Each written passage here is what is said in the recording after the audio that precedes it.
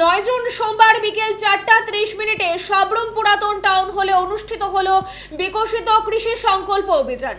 উপস্থিত ছিলেন রাজ্যের কৃষিমন্ত্রী রতনলাল নাথ।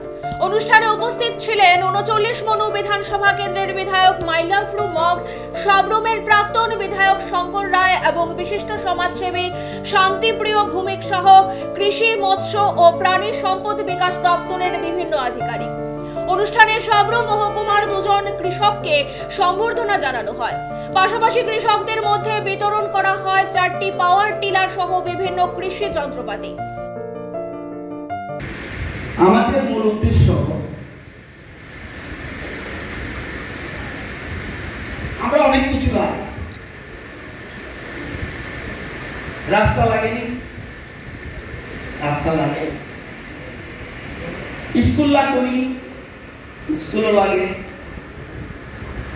হাসপাতাল লাগেনি, লাগে, ব্লক অফিসও লাগে, এসডিএম অফিসও লাগে, ঘরও লাগে, পানীয় জলও লাগে, বিদ্যুৎও লাগে, ভাতও লাগে, সবার আগে কি লাগে?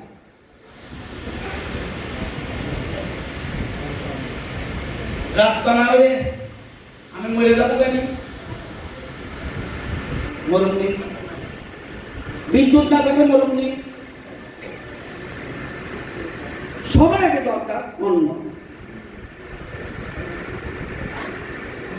অতি প্রাচীন যুগ, তখন মানুষ ন্যাংটা থাকত, কিন্তু ফলমূল খাইত। তাহলে সবার আগে খাওয়াটা,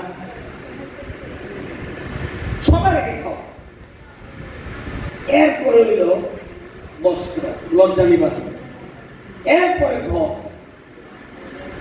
এরপরে জল, এরপরে শিক্ষা, এরপরে স্বাস্থ্য, এরপরে বিদ্যুৎ, সবার আগে অন্ন।